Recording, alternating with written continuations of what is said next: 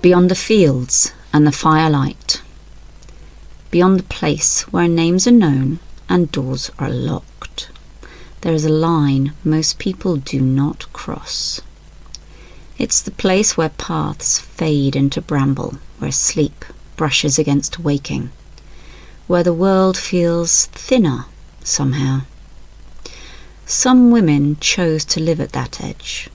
They healed, but not with poultices alone. They tended to minds as much as bodies. They were called for troubled dreams, for grief, for fear that had no name, for visions that would not leave, for souls that wandered too far at night. They worked with plants that open and calm, mugwort, valerian, poppy, henbane. They worked with breath and with story, with night and with listening. They stood between waking and dreaming, between the living and what was half seen. Tonight we step into that borderland, into the story of the Hedge Witch. Welcome, wanderer. And thank you for joining us on the path. This is the Roaming Raven podcast. A place for old stories, whispered magic, and the folklore that still clings to the hedgerows. Each week we'll be guiding you through a tale drawn from witchcraft, folklore and folk belief. Stories of cunning folk and wise women, of charms and curses, of herbs that heal and words that bind. We'll explore the legends themselves and then wander deeper into what they meant to the people who told them. Their remedies, their rituals, their fears and hopes, and the strange, beautiful ways they made sense of the world.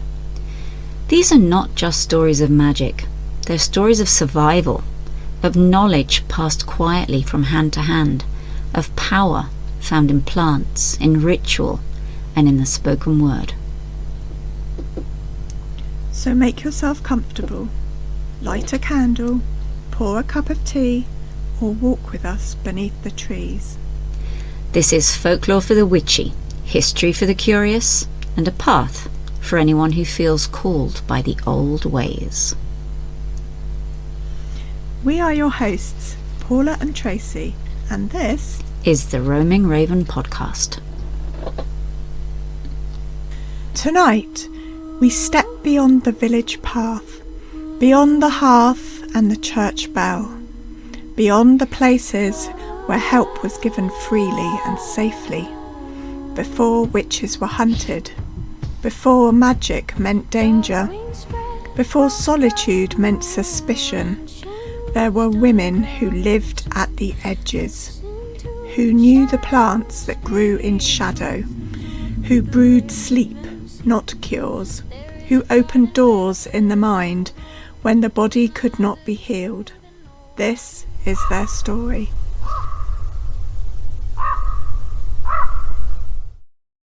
Can you hear the wings beat? Can you hear the sound? Lifting up the heavy hearts from the frozen ground. It's the folklore of the future. It's the history of now. Taking back the scepter and the iron-willed vow. Slower now, the mist rolls in. The bird begins to sing of every hidden, holy and forgotten thing.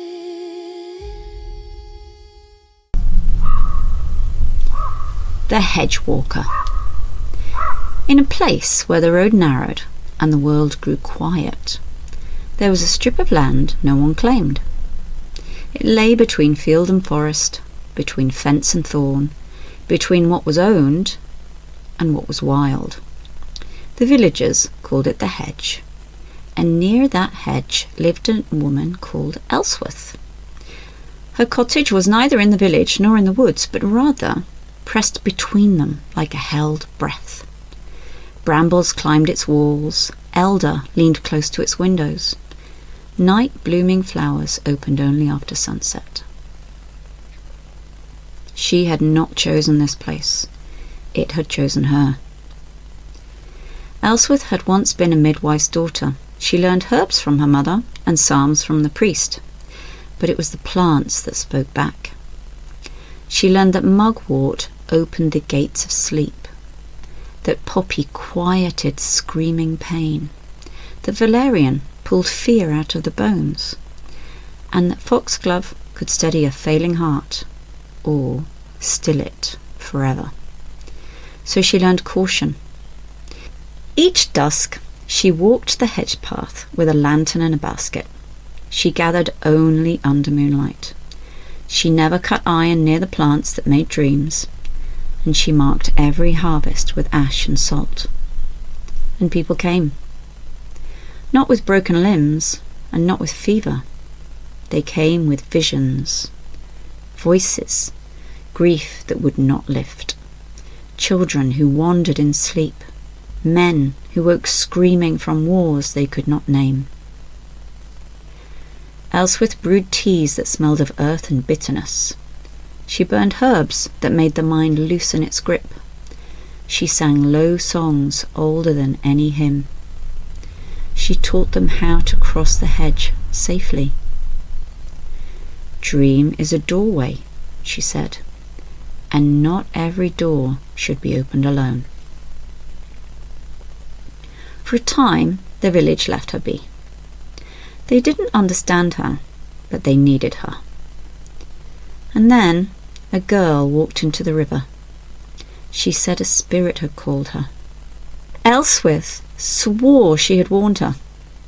The mother swore Elswith had led her. Fear found its voice. She gives them dreams. She teaches them to walk away. She lives where no one watches. The priest said, God gives visions, not hedge women.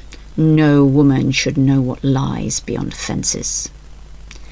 And one night they came with torches. Elswith stood in her doorway with her lantern. She did not curse them. She did not flee. She said only, You asked me to walk where you feared to go. They dragged her from the hedge and tied her hands with hemp rope. They searched her cottage and found poppies, bones, threads knotted with names, charms written in ash and wine. Proof, they said. She was taken at dawn. They burned her at the edge of the fields. Not the forest, not the village, the place between. After that, the hedge grew thick. No sheep grazed there, no children played there, and no paths crossed it. And sometimes, when the moon is low, they say the dreams grow heavier near that place. They say the plants still remember her hands. They say the hedge still opens. So, the hedge. That space at the edge of the village is fascinating, isn't it? Not quite forest, not quite field, just in between. Yeah. I guess it's like the world's margin. People pass through there, but they don't really own it. And in folklore, edges like this are where the magic lives. Thresholds, crossroads, rivers, forest borders, they're all liminal spaces. Liminal, that's the word. Between worlds. And in the story, Elswith lives right there, neither fully part of the village nor fully in the wild, just kind of straddling the line. Yeah, exactly. And that's not an accident. In a lot of cultures, people who worked with magic or had special knowledge lived on these edges, literally and metaphorically. And they could move between normal life and the spiritual or unseen world. It's almost like the hedge itself was part of her power, not just the plants or her skills, but the place. The edge gives her authority. It's kind of natural boundary, something humans can feel even if they don't understand it. Right. And the edges are dangerous too. That's where the tension comes from in the story. The hedge is protective, but it also separates her from the village. And people needed her, but they were scared of her because she existed outside of the rules. There's something poetic about that. Boundaries as power. The hedge protects her, and it protects the village from the unknown, but it also makes her, untouchable and scary. And that's exactly what happened, isn't it? At first, the villagers accepted her, but then when they didn't understand the visions and the dreams and her knowledge, that fear turned into suspicion. It's kind of a universal story, isn't it? Humans don't just fear what they don't understand. They fear anyone who has knowledge they can't control. Yeah, absolutely. And the hedge is symbolic. It's not just a physical space. It's the border between what we know and what we can't see, between safety and risk, or between ordinary life and the magical or unconscious. I love that. And in the story, you can almost feel it when she walks along that hedge. It's like she's straddling two worlds, and the plants, the moonlight, even the soil, everything is part of that threshold. Yeah, exactly. And that's why I think the hedge witches are so fascinating. They're not just herb ladies, they're guides to the edge. They help people navigate that in-between. Which makes you wonder, how many people in history learn to cross their own hedges without even realising it? Probably more than we'll ever know. And that's the magic, right? So, in the story, people didn't come to Ellsworth with fevers or broken bones. They came with dreams, visions, children wandering in their sleep. That really struck me. Yeah, and that's exactly where the hedge witch becomes more than just a healer. She's a guide through that liminal space of the mind, through sleep and dreams and even altered states. I love how specific herbs were part of that, like mugwort. She gathers it from the hedgerows, hangs it in her cottage, brews it into teas. Folk believed it could open the dream world, protect dreamers, even guide visions. And it wasn't just dreams for fun. People went to her because something in their mind or soul felt unsettled. Night terrors, grief, visions. These are terrifying things that people needed help with. Exactly. And then there's valerian, often used to calm anxiety, help sleep, ease tension. Imagine a child screaming in sleep, or a mother terrified by a recurring dream. A cup of valerian tea, combined with her whispered words, could bring peace. And poppy, not just for pain, but also for deep sleep, dream guidance, even prophetic visions. But these plants could also be dangerous if they were misused. Part of being a hedge witch was knowing how to use them safely. And that knowledge is fascinating. It's science and ritual intertwined, a blend of chemistry and attention, of focus and intention. She's working on the body and the mind simultaneously. Right.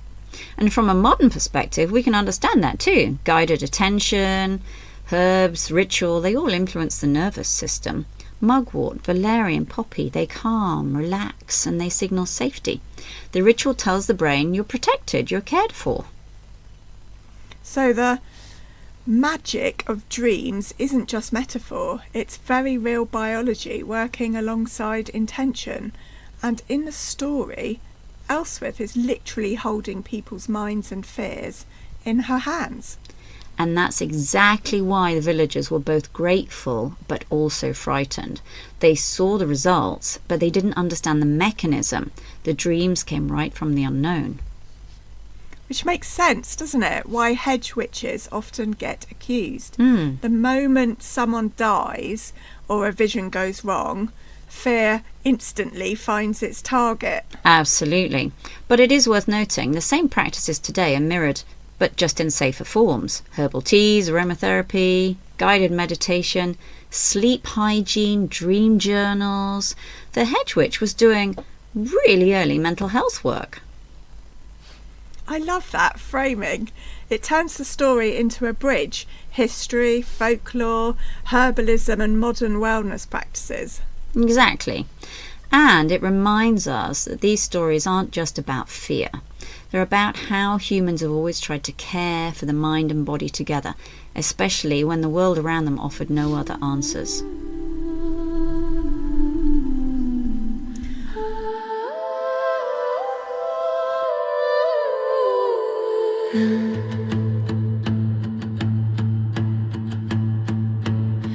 In the shadow of the elder tree, where the secrets of the earth run free, a beat of wings in the velvet night, turning darkness into ancient light. Alright, let's talk about the herbs Ellsworth used, because it wasn't random. Every plant she picked had purpose. Absolutely. Let's start with mugwort then. It grows along the hedgerows, wild and untamed, just like the hedge itself. And people used it for dreams, visions, even to protect travellers at night. A small sprig under your pillow maybe, or burned as incense, and supposedly the dream world opened safely.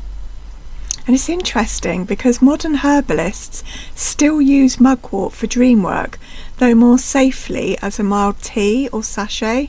People call it the dream herb for a reason. Absolutely, yeah. And then, next one, valerian, calm and heavy, almost like a lullaby in plant form. And in folklore, it was used to ease anxiety, help children sleep, and protect the household from restless spirits. Today, though, we use it in teas, tinctures, and capsules for sleep and stress relief. And what about poppy?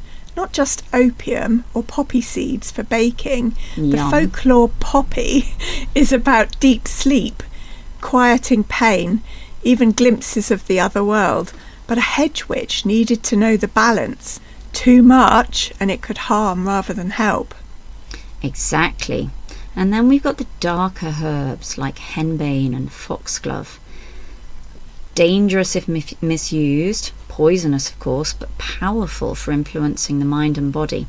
Henbane was associated with visions, divination and protective magic, whereas foxglove, well, it's a heart herb.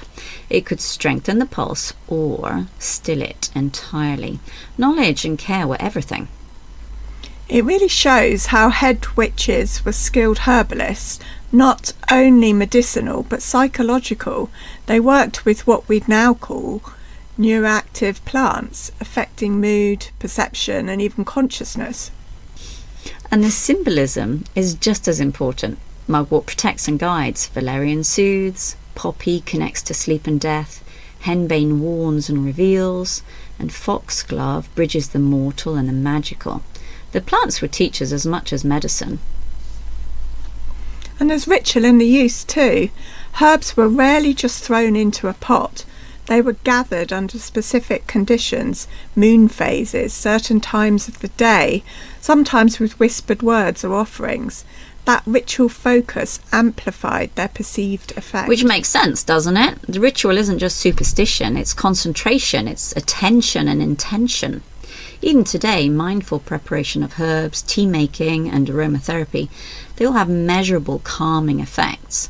It's the same principle. You combine focus, rhythm and sensory input to influence the mind. So when Ellsworth brewed her teas, crushed her leaves and hung plants in the rafters, she wasn't just treating the body, she was shaping perception, guiding dreams and giving people a way to process fear and uncertainty. Exactly. And in folklore, that's why people came to the hedge, not just for physical healing, but for mental clarity, for their comfort and insight. A cup of mugwort tea could calm a child, or even help a parent understand what their child was dreaming about.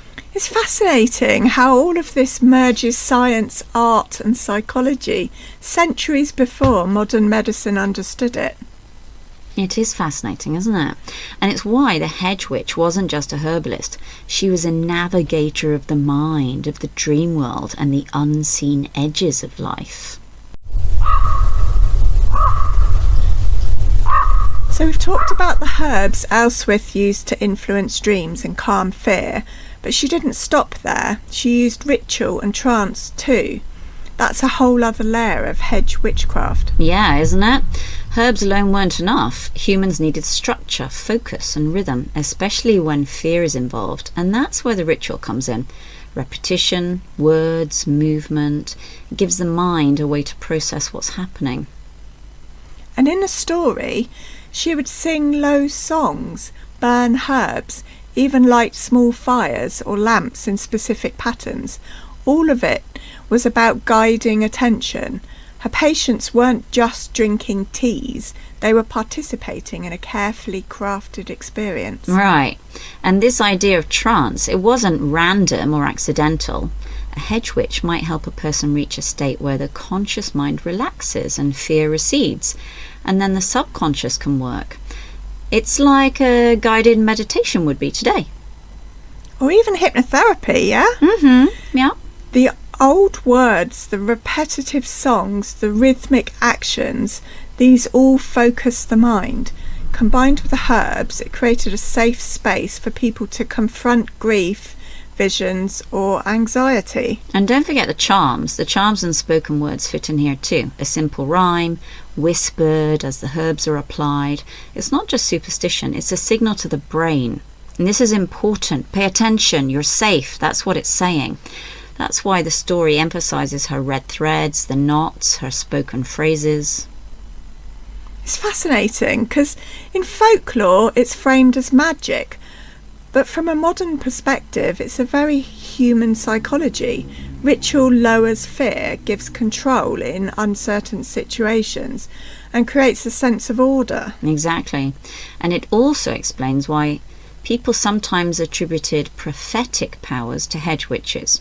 If you guided someone carefully through their visions or dreams or altered states, you could help them see solutions or patterns that otherwise eluded them. It looks like foresight, but it's attentive guidance. And you have to remember the setting, the hedge, the isolated cottage, the night sounds, all of it amplifies focus. Darkness, solitude, herbs, ritual, they all heighten awareness and perception. You can imagine those villagers walking there at night being really quite scared, can't you? And that's why the villagers both respected and feared her. She could help navigate unseen realities, but she also reminded them how fragile their understanding was. Exactly. She stood at the boundary between waking and dreaming, ordinary and extraordinary, between safety and danger, and she held that space carefully. It's incredible to think about. Hedge witches weren't just odd women in the woods, they were early psychologists. They were herbalists, dream guides and ritual masters, but all rolled into one. And that's why the story resonates today. Rituals, repetition, focus, they're still tools we use.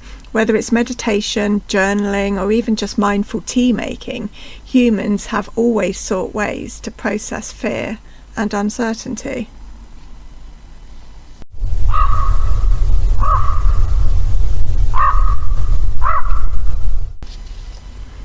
So, we've been talking about how the hedge witch worked with dreams, visions, and the unseen, and how those experiences could feel powerful, mysterious, and unsettling. But did you know that in real history, dreams and visions were literally used as evidence in witch trials? Bonkers, isn't it? Exactly. One of the most notorious examples of this actually happened not far from the period when hedge witches were being feared, during the Salem witch trials in 1692 in colonial America. What's remarkable is that courts at Salem allowed something called spectral evidence.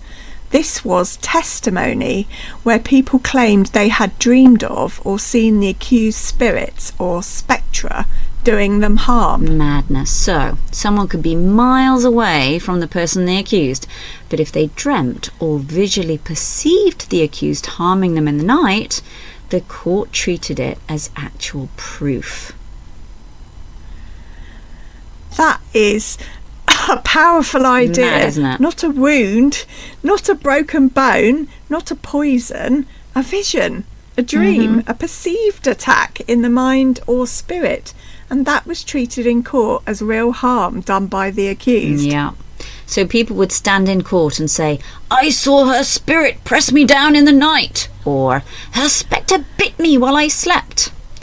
And at Salem, that was accepted as evidence. There's a chilling intersection here with what hedge witches were believed to do, guiding people through dreams, helping with visions, and what people feared witches could do, enter someone's dream world or spirit and harm them there. And the Salem judges were influenced by this belief, and scholars note that this sort of evidence played a role in the convictions because the accusers were so convinced by their own inner experiences. It shows us something profound. In a world without modern psychology, without understanding of sleep versus waking states, people trusted their minds in exactly the same way we trust our eyes or ears, and visions became proof. Exactly. So even if there wasn't a hedge witch in court claiming trance work, this kind of vision-based accusation did happen. And it tells us a lot about how people interpreted their inner experiences as a supernatural action. It's a reminder that historical witchcraft isn't just about broomsticks or cauldrons. It's about how the human mind was understood and misunderstood, and how fear could turn dreams into evidence. So now that we've walked the hedge, talked about dreams, herbs, rituals, and even real historical cases, let's pause and unpack what it all means. Okay, so the hedge itself is so symbolic. It's not just a physical place, it's the boundary between worlds, between what we know and what we don't know, between the conscious and the unconscious, or between safety and danger. Yeah, so when we hear stories about hedge witches like Ellsworth, it's all about thresholds. They live at the edge, literally, but also metaphorically. They remind us that there's a space in life that's in between, where ordinary rules don't always apply. And the night, the darkness, the dreams, those are all part of that in-between world. Sleep, vision, altered states, places where guidance, intuition and insight were really needed. So people went to hedge witches because they could navigate those spaces more safely. Right, and the herbs, the charms, the songs, they were just tools to interact with those boundaries. Mugwort for dreams, valerian for calm, red threads to mark protection, all ways to give form to the unseen. Absolutely, and don't forget the rituals, repetition, rhythm, intention. All of it helped people face fear. Even today, rituals work in much the same way, don't they? Meditation, mindfulness, journaling, even simple evening routines. They give us structure in a time of uncertainty. So when we talk about hedge witches, we're really talking about guides. Guides to the mind, the dream, the unknown, the invisible threads that connect our thoughts, fears and hopes. And that's exactly why these stories are still relevant today. They teach us to respect boundaries, both internal and external, and to notice the liminal spaces in our own lives. I just think it's fascinating to see the overlap between folklore and modern psychology. The hedge witch was an early practitioner of what we might now call mental health support, helping people navigate fear, grief and the unseen with herbs, ritual and intention. Yeah, you're absolutely right. And I think that's the lasting magic in all of this, not in the curses or the spells, but in the human connection.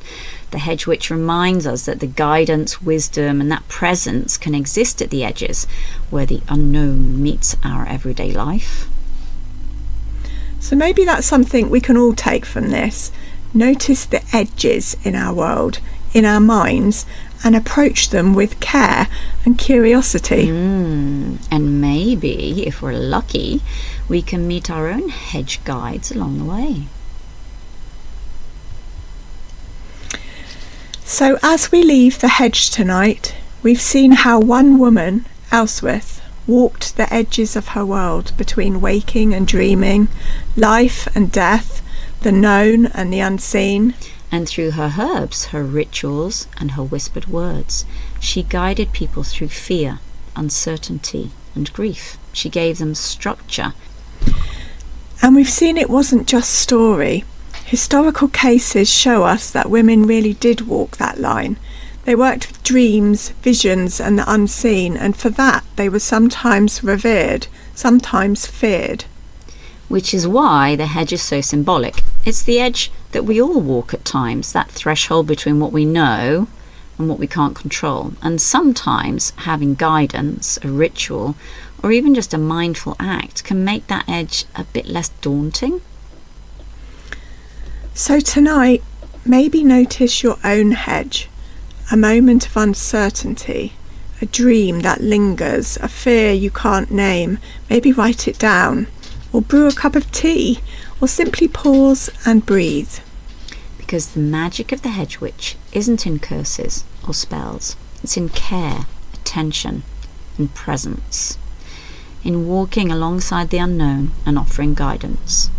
That's the power she held, and that's the power we can still cultivate today.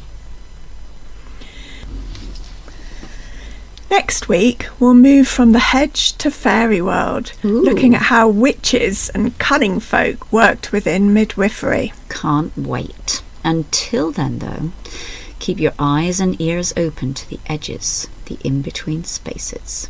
The world has a way of whispering, if you're ready to listen. Thank you for walking the hedge with us tonight.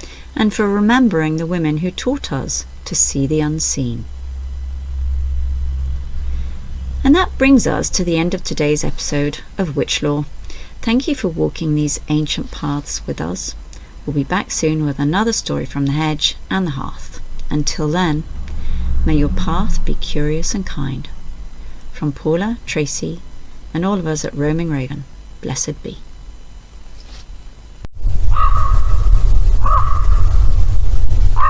If you enjoyed this show, please consider giving us a positive review on whatever platform you're listening on. Thank you to Georgia Rolls for our wonderful artwork, and to Psych Witch, who wrote and produced our music. Find more of her lovely sounds on Spotify. This podcast has been produced by Roaming Raven.